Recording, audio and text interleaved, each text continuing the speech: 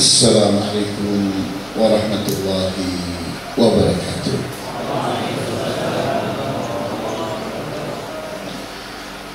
Innal hamdalillah nahmaduhu wa nasta'inuhu wa nastaghfiruhu wa na'udzu billahi min shururi anfusina wa min sayyiati a'malina. Man yahdihillahu fala mudilla lahu wa man yudlil fala hadiya lahu. Wa ashhadu an la ilaha illallah wahdahu la syarika lahu wa ashhadu anna Muhammadan abduhu wa rasuluhu la nabiyya ba'dahu. Nusalli wa nusallim ala rasulina al-amin wa ala alihi wa ashabihi wa man tabi'ahum bi ihsanin ila yaumiddin. Wa ba'd. Ikhwani wa akhwati fid din, a'azzakumullah. Berbahagia saya pada pagi dan siang hari ini bisa berkumpul dengan para pahlawan Islam dari berbagai penjuru Aceh. Sebuah kemuliaan, sebuah kehormatan di mana kita berjumpa dan membicarakan tentang sesuatu yang mudah-mudahan bisa jadi yang terbaik dalam membina anak-anak kita, cucu-cucu kita di masa yang akan datang. Kita punya problem besar. Problem kita adalah kita ini menghadapi era digital. Manusia pun diklasifikasikan dengan klasifikasi yang dikaitkan dengan industri. Mereka bilang generasi Z, atau ada istilah yang lain yang kalau kita pahami dengan baik, mereka itu mengaitkannya dengan industri, di mana di fase awal mereka punya istilah apa yang disebut dengan 4.0. Sebelumnya ada 3.0. Kemudian 1.0. Kenapa ada itu semua? Antum lihat bahwa masalah besarnya adalah masalah industri. Pada saat industri itu baru orang menggunakan mesin yang tidak berlistrik, maka perkembangan baru itu mereka namai 1.0, 1.0.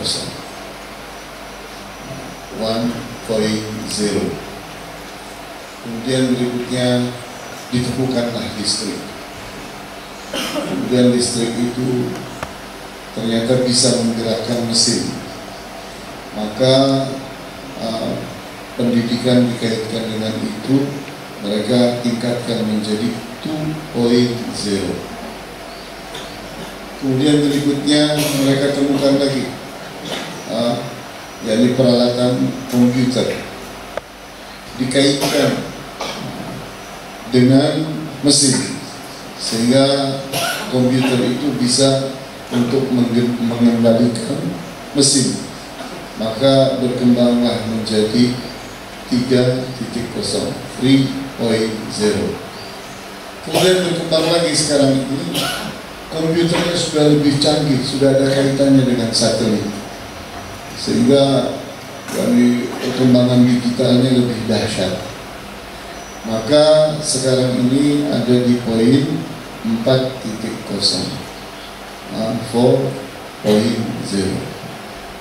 Nanti akan datang lagi yang 5.0, di mana mesin itu sudah dikendalikan dari mana-mana, sudah tidak butuh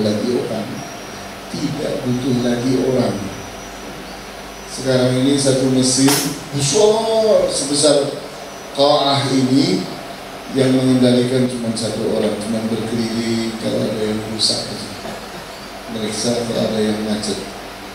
Tapi mesinnya sebesar ini cuma satu orang yang bekerja. Nah, ternyata ini dikait-kaitkan dengan pendidikan.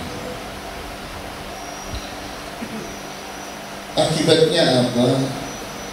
Akibatnya orientasi atau arah tujuan dari pendidikan itu adalah produk. Manusia itu yakni seolah-olah hanya membantu urusan produksi, urusan industri. Betapa lemahnya manusia, betapa rendahnya manusia. Ini tentunya menyedihkan. Saya sebelum jauh berbicara, saya punya aturan. Mudah-mudahan untuk bisa sepakati aturan saya. Yang ngantuk berdiri sampai pelajaran selesai. Nah, jadi kita akan muliakan yang ngantuk. Siapa yang ngantuk berdiri sampai kapan? Sampai pelajaran selesai. Antum akan bertanya, kenapa Ustaz? Karena berdiri itu menghilangkan ngantuk.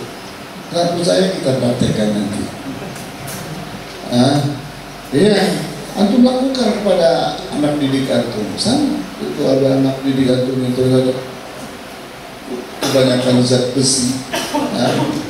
Kalau zat besinya sudah ada di kelopak mata kan berat. Nah itu caranya gimana? Suruh berdiri, berdiri hilang itu. Nah, kembali lagi. Sehingga kita menghadapi generasi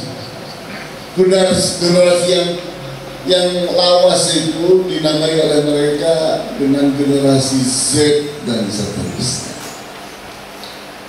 Nah, sedangkan yang baru-baru ini namanya milenial, generasi milenial. Nanti ada lagi istilah yang lain yang bikin pusing gitu, bikin pusing. Di mana pada akhirnya mereka itu akan digeser untuk punya penyakit hedonis. Punya penyakit apa? Hedonisme. Di mana orang itu ambisinya memiliki barang, mengikuti model-model baru, kemudian tertinggal lagi.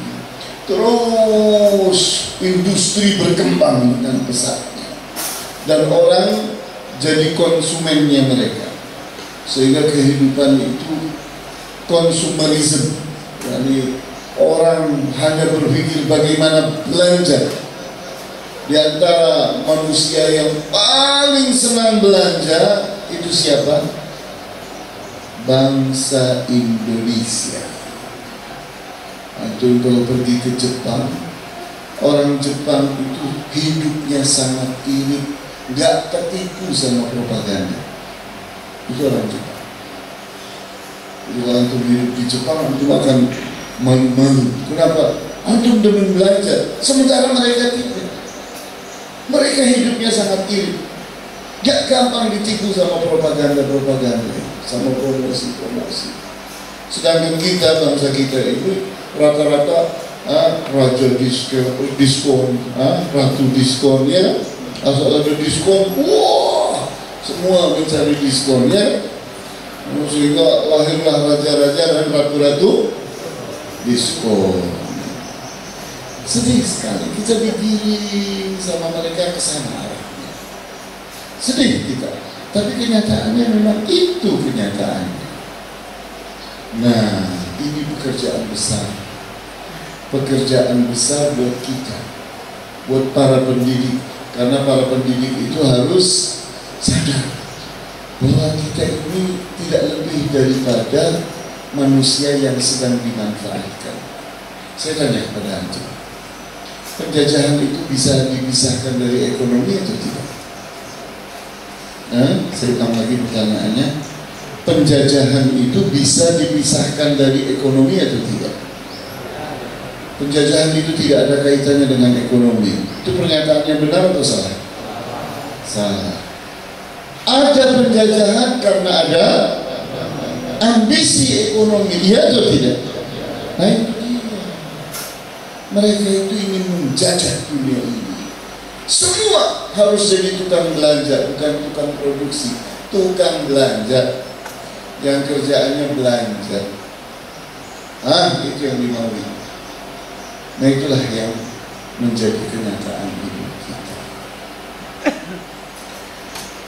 Maka di sini saya mengenalkan kepada antum sistem kepengasuhan berbasis fitrah.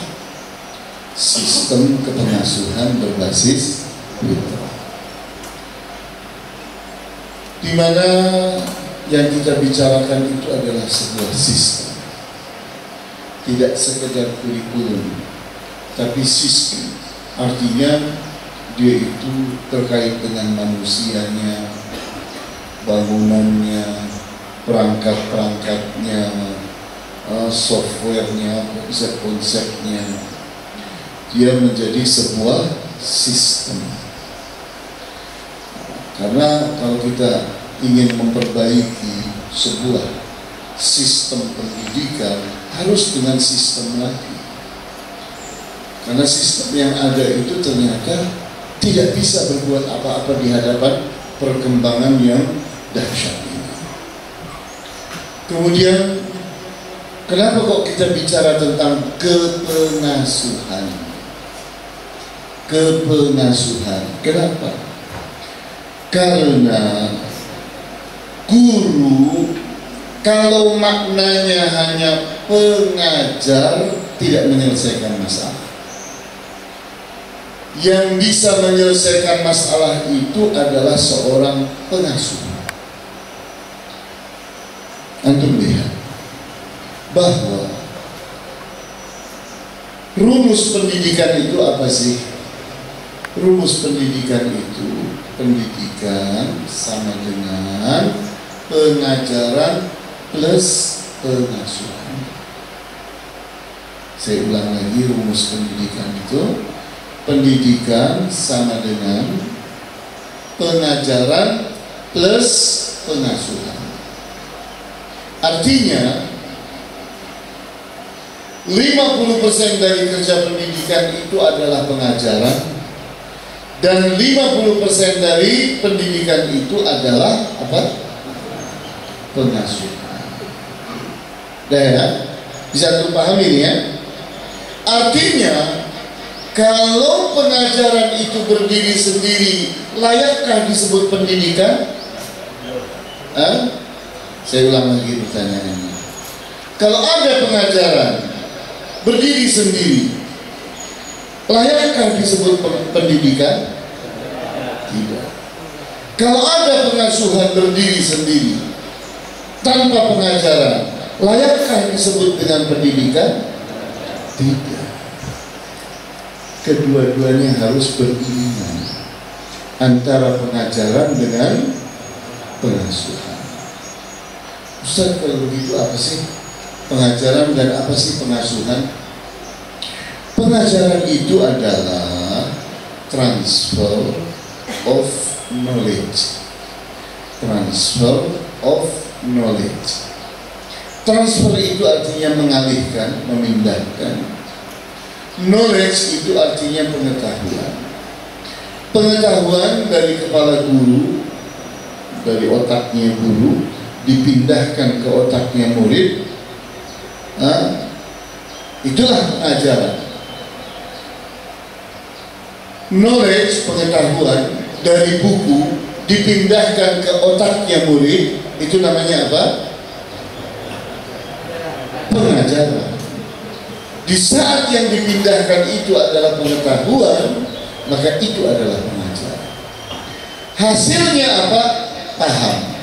Hasilnya paham. Pengajaran itu menghasilkan paham, sebuah nilai. Dari pengetahuan berubah menjadi paham. Paham anak-anak, Paham. Berarti telah terjadi transfer itu. Karena indikator dari pengajaran itu adalah parameternya, tolok ukur keberhasilan pengajaran adalah telah terjadinya paham. Itulah pengajaran. Kemudian pengasuhan itu apa? Pengasuhan itu adalah transform of value. Transform itu mengubah, of value itu nilai. Tadi yang sudah berhasil pada pengajaran, apa indikatornya tadi? Paham, itulah value. Paham itu value, nilai. Telah terjadi paham. Paham ini harus diubah menjadi nilai yang baru. Apa itu? Saya ringkaskan 3. Yang pertama, ilmu diubah menjadi amalan. Teori diubah menjadi praktek. Konsep diubah menjadi aplikasi. Itulah kerja pengasuhan. Sehingga seorang pengasuh itu bisa saja berupa seorang ibu yang tidak punya pengetahuan, tapi mampu mengubah menjadi amalan. Caranya apa? Caranya menggerakkan. Nak, sudah sholat belum? Nak, ilmu mana? Nak, kerjakan dong matematikanya. Nak, seorang pengasuh itu banyak sekali yang bisa dia kerjakan untuk mengubah nilai menjadi nilai yang baru. Nah, dari sini antum lihat ada 3 tadi yang saya ringkaskan. Yang pertama apa tadi? Ilmu berubah menjadi apa? Amalan. Yang kedua apa tadi? Teori berubah menjadi apa? Praktek. Yang ketiga apa? Konsep berubah menjadi itulah kerja pengasuh. Jadi pengasuhan itu bekerja setelah ada apa? Setelah ada paham, setelah mengerti, setelah ada pengajaran. Jadi pengasuhan itu datang setelah pengajaran. Namun pengajaran tanpa pengasuhan hasilnya adalah manusia-manusia yang berilmu tapi kosong. Berilmu tapi tidak mengamalkan ilmunya. Pengetahuannya banyak tapi tidak ada praktek. Ahli teori omdo, apa omdo itu? Omong doang. NATO, apa itu NATO?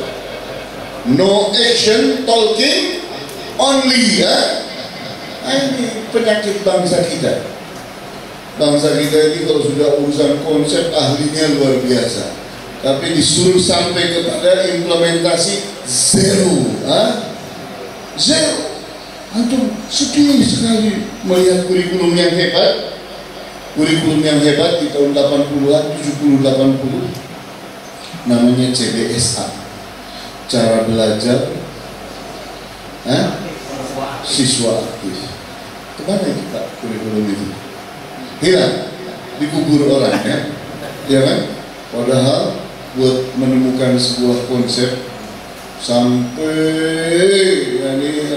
jadi kenyataan, dipraktekkan, itu butuh uang triliunan rupiah. Dengan profesor-profesornya, dengan pelatihan-pelatihannya. Tapi Muncul lagi di tahun 2000-an apa yang disebut dengan kurikulum 2013, disingkat Kurtilas. Hasilnya mana hasilnya? Berubah Kurtilas jadi kurikulum tidak jelas. Apa enggak sedih itu? Muncul lagi nih sekarang kurikulum lagi, kurikulum Merdeka Belajar. Sedih sekali, triliunan rupiah. Dan itu kelemahan bangsa, bahwa bangsa ini ahli konsep, ya, tapi tidak pandai praktek. Nah, antum mau jadi orang yang seperti itu? Mau antum jadi orang yang seperti itu?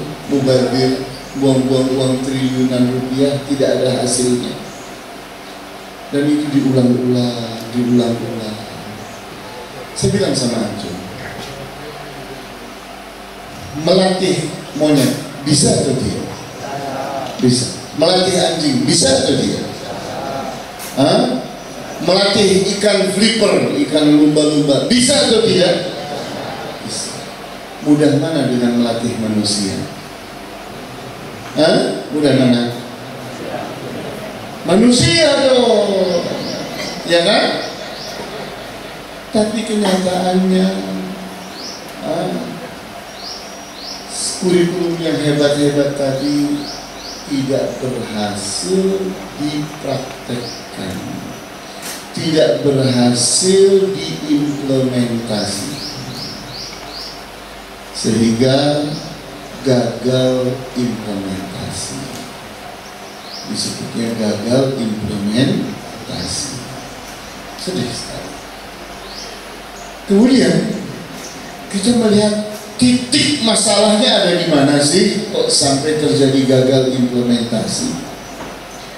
Ternyata titik masalahnya itu bahwa guru-guru kita itu tidak mau repot. Itu titik masalah. Orang barat itu monyet diajari, ya kan? Ya, primata diajari, lutung diajari, kemudian dilatih untuk dikembalikan kemana? Ke habitatnya. Mau mereka repot mengurusi itu, tapi bangsa kita mengurusi bangsanya sendiri tidak mau repot, sehingga mereka itu miripnya dengan tentara. Petunjuk, siap. Petunjuk, minta petunjuk dia, minta disuapi dengan petunjuk. Disuruh kreatif tidak mau, disuruh punya inisiatif tidak mau. Kita lihat keharusan seperti CBSA atau Kurtilas, itu keharusannya guru harus aktif, harus kreatif, harus punya inisiatif. Bikin kurikulum, tidak mau guru, maunya petunjuk, siap petunjuk. Itu penyakit guru kita. Sementara yang hebat-hebat kayak Finlandia, hebat banget. Yang namanya sekolah di Finlandia itu belajar cuma dari jam 8 pagi sampai jam 12 siang. Seminggu 5 hari, tapi lahir manusia-manusia hebat. Kita, Masya Allah, hari belajar kita tiap hari luar biasa panjangnya, tapi tidak ada perubahan yang berarti. Hasilnya manusia-manusia omong doang, yakni dari warung kopi ke warung kopi, ya kan? Hasilnya itu soal ngobrol luar biasa obrolannya, soal berteori luar biasa teorinya, tapi praktekkan, maaf, yang praktek orang lain bukan saya. Itu hasilnya. Antum tahu, berbicara tentang kepengasuhan, maka tertulis di sana berbasis fitrah. Kenapa berbasis fitrah? Ini pertanyaan yang besar. Antum tahu? Saya mau tanya pada antum. Dalam taksonomi pembelajaran atau pendidikan, itu aspek pendidikan ada berapa? Akhwat, aspek pendidikan kata taksonomi dulu ada berapa? Ada 3. Apa saja? Kognitif, afektif, psikomotorik. Nah, saya akan analisis di hadapan antum supaya antum tahu bahwa ini penuh dengan kelemahan. Yang pertama, kognitif. Kognitif itu apa sih? Otak. Kognitif itu adalah otak, di mana otak itu belajar, jadi menerima value-value tadi, nilai-nilai tadi. Itu disebut dengan kerja kognitif. Kemudian yang kedua, afektif. Afektif itu apa sih? Perasaan, emosi. Di mana emosi itu merasakan, memiliki keperluan, keinginan, memiliki kepentingan, memiliki keberanian, memiliki semangat, memiliki malas, cinta, benci, dan sebagainya. Itu semua urusan afektif.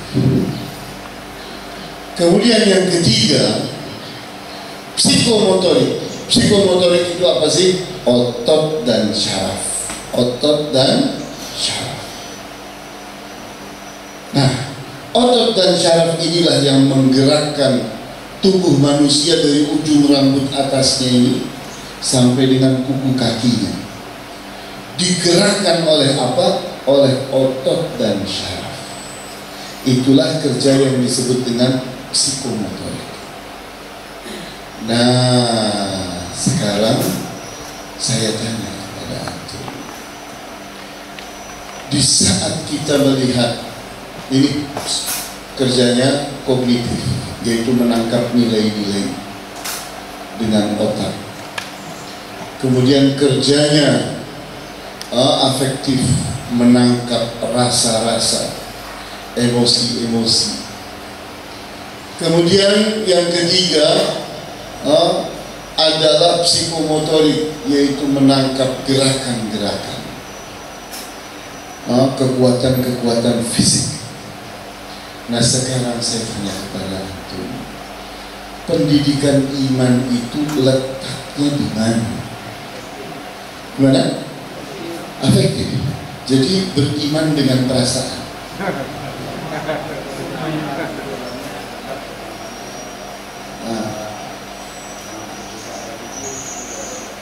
Ya, itu salah.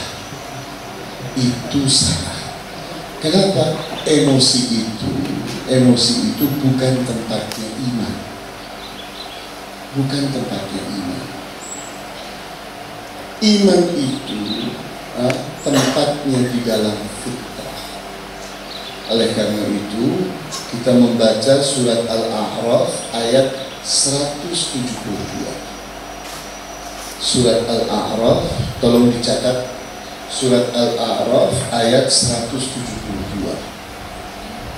Wa id akhadha rabbuka min bani adama min buhurihim dzurriyyatahum wa ashhadahum ala anfusihim alastu bi rabbikum qalu bala syahidna an taqulu yawmal qiyamati inna kunna an hadza ghafilin. Ayat ini oleh para ulama ahli tafsir disebut ayat fitrah. Di saat waktu itu manusia baru ada satu saja, yaitu Adam alaihissalam, kakek kita itu. Di mana kalau antum mau puas membaca tafsir ayat ini, buka kitab Ar-Ruh yang ditulis oleh siapa? Al-Imam Ibnu Qayyim Al-Jauziyah. Di sana akan diperkuat dengan belasan hadis. Tapi inti persoalan kita, bahwa ayat ini berbicara tentang manusia sebelum mereka itu ada menjadi fisik-fisik manusia seperti kita ini. Mereka baru berbentuk cikal bakal manusia yang disebut dengan dzurriyyah. Dzurriyyah itu bahasa Indonesianya cikal bakal, calon-calon manusia. Di mana Allah ceritakan, wa id akhadha rabbuka, dan ingatlah ketika Tuhan mengambil apa yang diambil min bani Adam, dari anak keturunan Adam, berupa apa? Dzurriyyatahum, cikal bakal mereka. Jadi yang diambil oleh Allah itu cikal bakal keturunan Nabi Adam. Jadi termasuk kita ada di sana waktu itu. Kemudian wa asyhadahum ala anfusihim, dan Allah meminta persaksian mereka dari diri mereka. Allah pun bertanya, alastu bi rabbikum, bukankah aku ini adalah Tuhan kalian? Maka kita dan bersama cikal bakal manusia lainnya menjawab apa? Bala, benar. Kemudian Allah dan para malaikat pun mengatakan, syahidna, kami bersaksi. Maka inilah yang disebut dengan al-mitsaqul awwal, perjanjian pertama antara manusia dengan Allah. Apa perjanjiannya? Bahwa manusia itu telah kenal Allah dan telah beriman kepada Allah. Waktu itu belum ada psikomotorik, belum ada afektif, belum ada kognitif, iya kan? Ada di mana coba? Antum pahami ayat ini? Ada di mana? Bukan. Antum lagi berbicara tentang apa? Tentang persaksian. Wa asyhadahum ala anfusihim. Allah meminta persaksian mereka kepada diri mereka sendiri. Nah, bersaksi dengan apa? Kognitif belum ada, ya kan? Otak sudah ada, afektif sudah ada, perasaan, emosi sudah ada, belum ada. Kemudian psikomotorik sudah ada, belum ada. Yang ada baru satu, fitrah. Itu baru satu, fitrah yang ada. Nah, dari sini kita mengerti bahwa iman itu letaknya di mana? Di fitrah. Iya kan? Iya atau tidak? Percaya sama ayat ini gak? Kalau percaya sama ayat ini ayat ini. Silahkan antum bahas tafsir yang mana saja. Iya. Kalau antum mau lebih jelas, buka kitab apa tadi? Ar-Ruh. Tulisannya siapa? Ibnu Qayyim Al-Jauziyah. Nah, itu satu lagi, supaya untuk tahu kok omongan saya itu bukan omong kosong, tapi ilmiah. Rasulullah SAW berbicara dalam hadis yang kita hafal. Beliau katakan, kullu mauludin yuladu alal fitrati fa abawahu yuhawidanihi aw yunassiranihi yumajjisani. Kullu mauludin, setiap anak dilahirkan, yuladu ala fitrah, dia dilahirkan dalam keadaan fitrah. Dalam keadaan fitrah itu dalam keadaan apa sih? Antum indah dulu sedikit ke surat Ar-Rum ayat 30. Surat Ar-Rum ayat 30. Di mana di surat Ar-Rum ayat 30 itu dikatakan fa'aqim wajhaka lid-dini hanifa fitratallahi allati fatara an-nasa 'alaiha la tabdila li khalqillahi dzalika ad-dinul qayyim walakinna aktsaran nasi la ya'lamun. Fa'aqim wajhaka lid-dini hanifa, maka tegakkan, luruskan wajahmu lid-din, kepada agama ini, hanifa, dengan sikap yang hanif. Apa hanif itu? Apa artinya hanif? Lurus, salah, cenderung. Di mana hanif itu berasal dari kata hanafa yahnifu hanfan, yang muradifnya mala yamilu mailan. Orang yang hanif itu adalah orang yang cenderung kepada kebenaran, sehingga mudah ditegur, mudah diingatkan. Dia salah, dia lupa, diingatkan, kembali lagi dia kepada kebenaran. Adakah manusia yang lurus? Ada manusia yang lurus? Ini saya diprototin orang, kenapa ini? Ada nggak manusia yang lurus? Tidak ada. Tidak ada. Nabi, Rasul tidak pernah salah. Nabi dan Rasul tidak pernah salah. Pernah. Nabi Adam pernah salah atau tidak? Apa salahnya? Ya kan?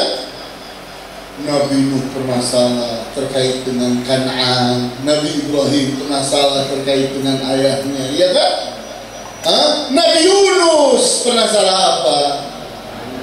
Meninggalkan umatnya, akibatnya dia ditelan ikan paus. Nabi Muhammad pernah salah? Pernah, terkait dengan siapa? Abdullah bin Ummi Maktum, sehingga dapat teguran surat Abasa. Salahnya yang kedua, menerima tebusan pampasan perang, tebusan perang Badr. Maka turunlah apa?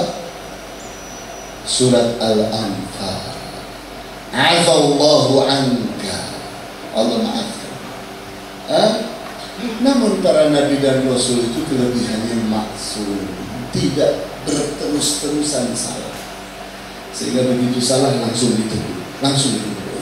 Konten kalau kita salah ya terus bersama kita, tinggal sadar atau tidak dengan kesalahan itu. Tapi kalau nabi dan rasul tidak, begitu salah langsung dicabut, langsung diluruskan kembali. Nah, jadi kesimpulannya, ada atau tidak manusia yang lurus? Yakin? Jadi tidak ada manusia yang lurus. Hanif itu artinya apa? Cenderung kepada kebenaran. Itu hanif. Nah, kembali lagi ke ayat apa tadi? Ar-Rum ayat 30. Fa'aqim wajhaka lid-dini hanifa, maka tegakkan olehmu, luruskan olehmu wajahmu lid-din, kepada agama ini, hanifa, dengan sikap yang cenderung kepada kebenaran. Itulah makna hanif. Fitrat Allah, badalnya, badal. Fitratullah. Jadi sikap yang hanif itu adalah apa? Fitrah yang Allah berikan kepada manusia. Allati fatara an-nasa 'alaiha. Di mana fitrah itu Allah ciptakan semenjak manusia itu belum lahir, sehingga setiap manusia itu lahir dalam keadaan fitrah, artinya dalam keadaan hanif, cenderung kepada kebenaran. Kemudian la tabdila li khalqillah, tidak ada perubahan pada ciptaan Allah. Anak kulit hitam, anak kulit putih, anak kulit kuning, anak kulit merah, sama. Semua bayi lahir di dunia ini, anak siapapun dia, lahir dalam keadaan fitrah. Dzalika dinul qayyim. Sikap yang hanif itulah apa? Ad-din al-qayyim. Agama yang lurus. Jadi yang lurus itu konsepnya agama, tapi manusianya nanti bisa bengkok. Fitrahnya benar pada saat lahir, betul dalam keadaan fitrah, tapi sebentar lagi berubah dia. Siapa yang merubahnya? Orang tuanya. Sehingga Rasulullah mengatakan kullu mauludin yuladu ala fitrah. Setiap anak lahir dalam keadaan fitrah. Fa'abawahu, maka kedua orang tuanya lah yuhawidanihi, yang merubah anak itu. Tadinya Islam, fitrah, hanif, berubah dia menjadi Yahudi. Yunasiranihi, atau merubahnya jadi Nasrani. Yumajjisanihi, atau merubahnya jadi Majusi. Loh, kenapa nggak disebut au yusallimanihi, atau menjadikannya jadi Islam? Tidak, Islam itu justru fitrah. Nah, kemudian kita lihat pada pernyataan Rasulullah SAW tadi, kullu mauludin yuladu alal fitrah fa'abawahu, maka kedua orang tuanya lah yang berubah.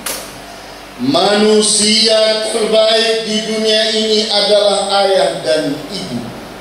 Manusia terjahat di dunia ini adalah ayah dan ibu.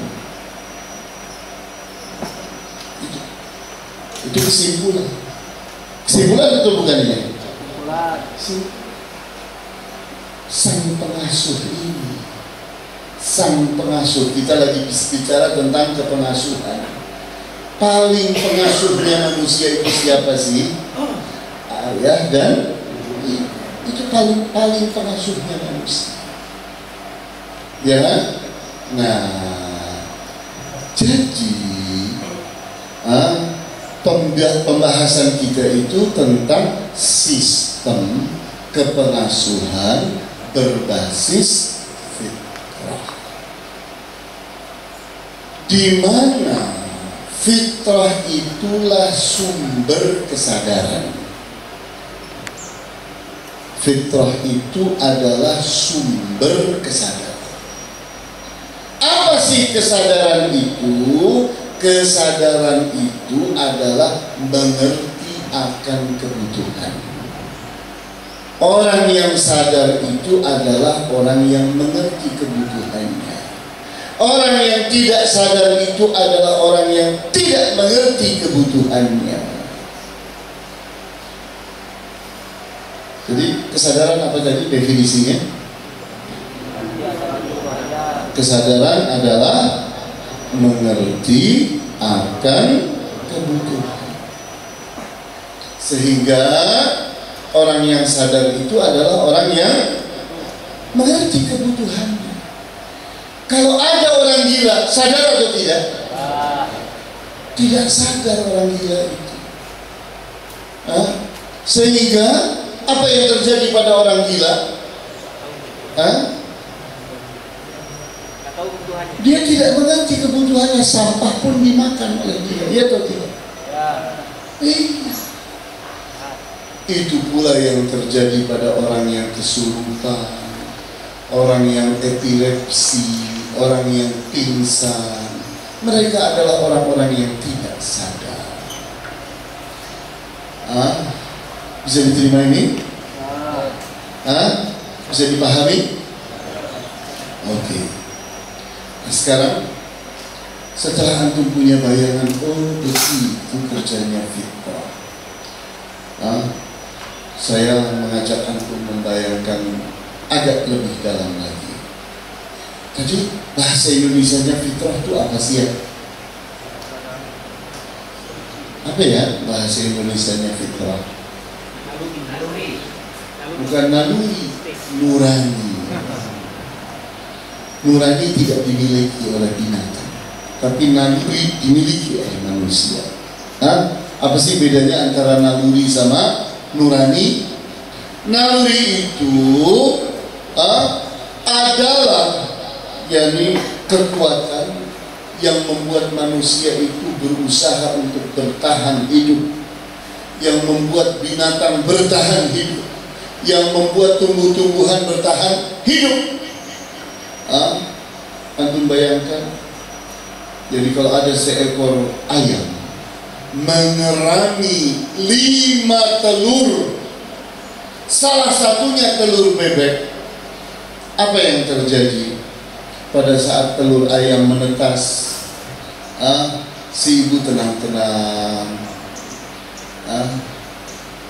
Begitu bebek yang menetas, ibunya gaduh luar biasa. Kenapa? Ternyata dia berjalan kemana? Ke kolam. Setelah jalan di kolam, melemparkan dirinya ke dalam kolam. Jerit-jerit. Ternyata dipikirnya seperti anak-anak dia yang lain ini, yang ayam-ayam ini. Ternyata berenang dengan tenangnya. Iya tuh tidak. Kok bisa berenang ya? Kursus di mana itu bebek? Iya. Belajar sama siapa itu bebek? Kok bisa berenang? Naluri. Ya kan? Begitu pula terjadi pada kuda, ya kan? Begitu kuda lahir, sebentar lagi kuda itu membersihkan tubuhnya sendiri, mengeringkan di tubuhnya sendiri. Habis itu, loh, kok jalan? Lah aneh, yang ngajari jalan siapa? Ya atau tidak? Siapa yang ngajari? Naluri. Ya atau tidak? Insting itu naluri. Bahasa Arabnya gharizah. Nah, itu naluri. Naluri itu membuat manusia, binatang, tumbuhan bisa bertahan hidup. Sehingga antum kebalik nanam pohon, daunnya di bawah, akarnya di atas. Hidup atau tidak kira-kira? Tidak.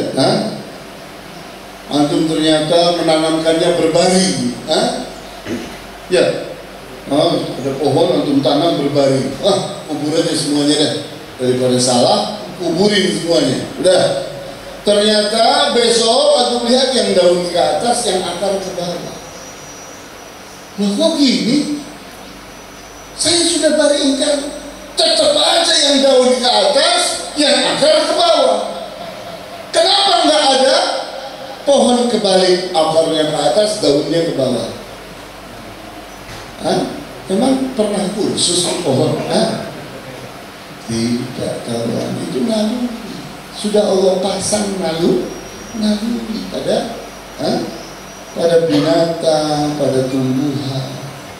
Nah, Ustaz, kalau itu fitrah itu apa sih? Fitrah itu nurani. Di mana nurani itu adalah naluri plus. Kalau binatang itu urusannya bertahan hidup, manusia juga bertahan hidup, sama.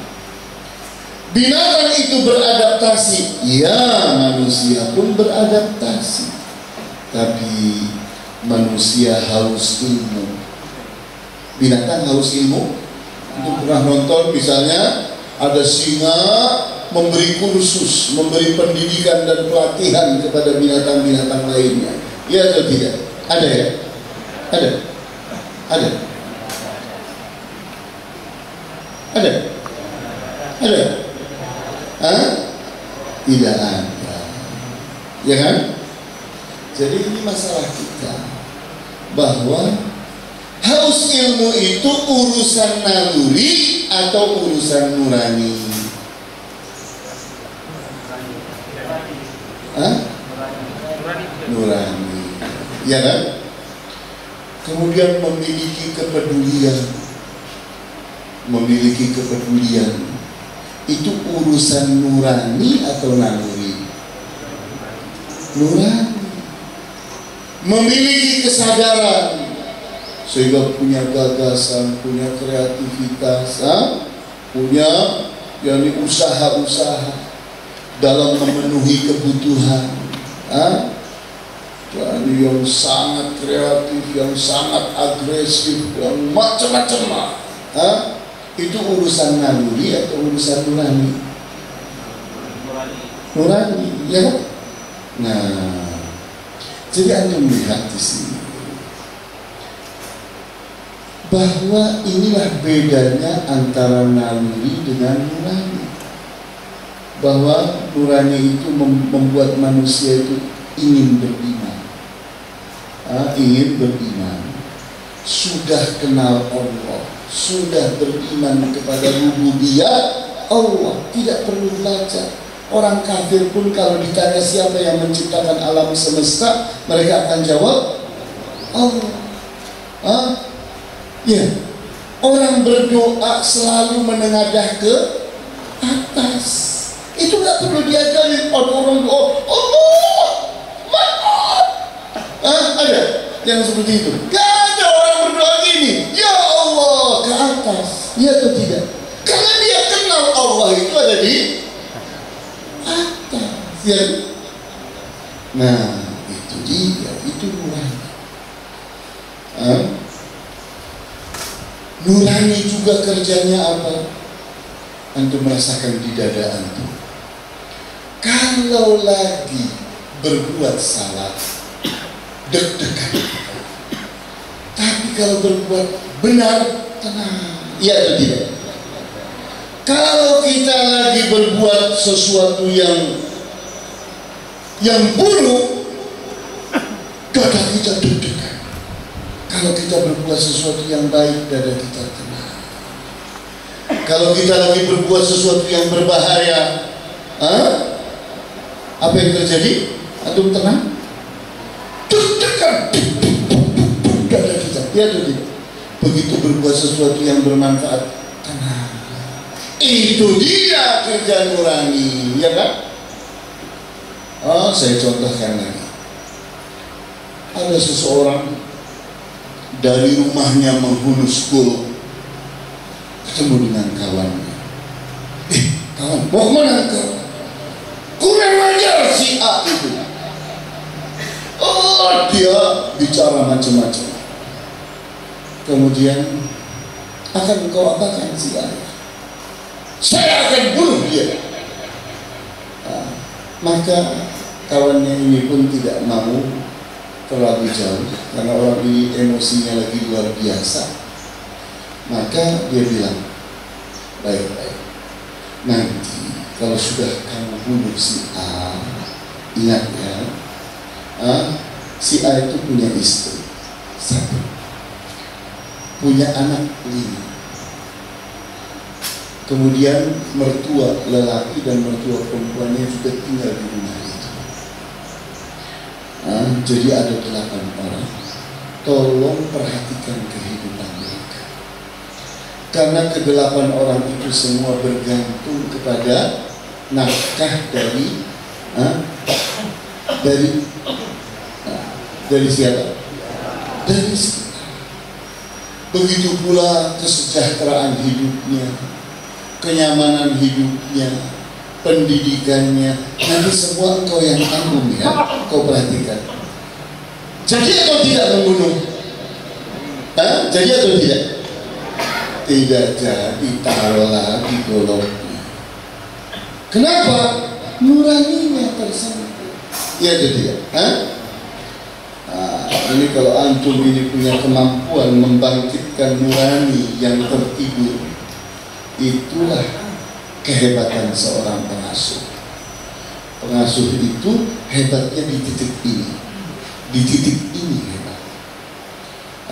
Di titik bagaimana menyentuh nurani.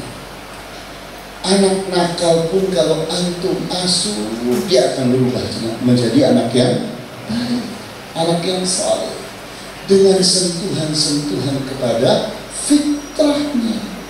Bisa atau tidak? Bisa ya? Mantap? Ini kok jawabannya melempem kayak gini ya? Bisa atau tidak untuk menyentuh fitrah orang? Benar nih. Saya mau tanya kepada antum. Di saat kita mendapatkan anak kecil itu ternyata umurnya misalnya 3 tahun. Umurnya 3 tahun. Yang umurnya 3 tahun itu fisiknya atau jiwanya? Fisiknya. Oh, jiwanya umurnya berapa tahun? Wallahu a'lam. Itu jawaban yang benarnya itu. Kenapa? Belum lahir jiwa sudah ada, roh itu kan sudah ada sebelum manusia lahir. Manusia lahir, jiwanya, rohnya berada bersama fisik orang itu.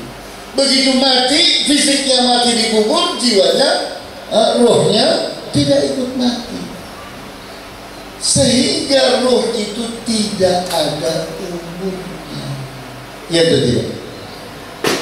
Aduh, nggak mantap ini, Jadi nyawa itu ada umurnya atau tidak? Tidak ada.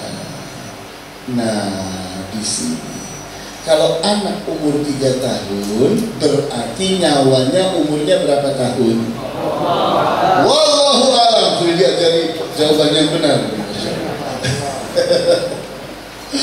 Jadi aku lihat anak kecil umur 3 tahun itu bisa diajak bicara atau tidak?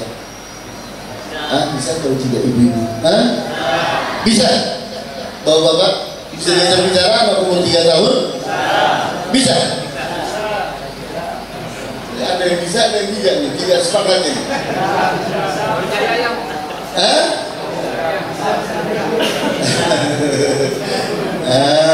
Di sini antum, pengasuh atau bukan antum ini?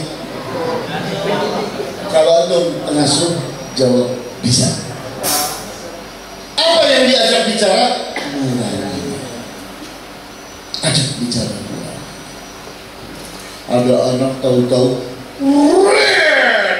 gelas dan piring di atas meja didorong. Aduh, Masya Allah. Baru beli. Udah.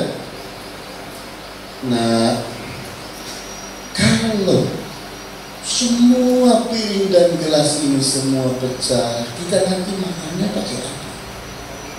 Minumnya nanti pakai apa? Dia mikir. Dia berpikir dengan apa? Otaknya belum siap, ya kan? Pengetahuannya belum siap, pengalamannya belum siap, dia atau tidak? Yang sudah siap apanya? Nurani. Sentuh nurani. Bisa. Oleh karena itu, tantangan seorang pengasuh, umur 11 tahun anak sudah harus dewasa. Kenapa? Kenapa sudah harus dewasa? Ustazah, kenapa harus dewasa? Karena anak umur 11 tahun sudah apa? Sudah balik, sudah akil, sudah mukallaf. Para sahabat itu umur 11 tahun sudah siap dikawinkan.